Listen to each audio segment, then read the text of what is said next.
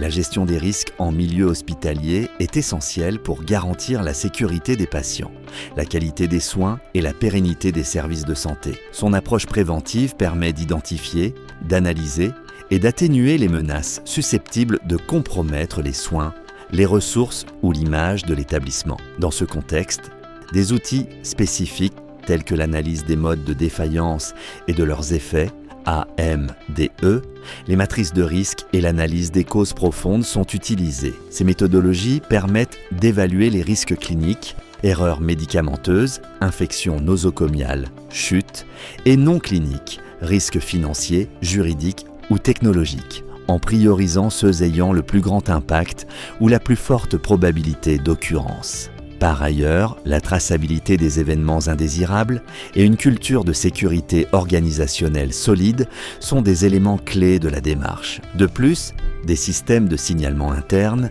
des plans de contingence et des protocoles d'intervention sont mis en place afin de renforcer la capacité de réaction aux incidents.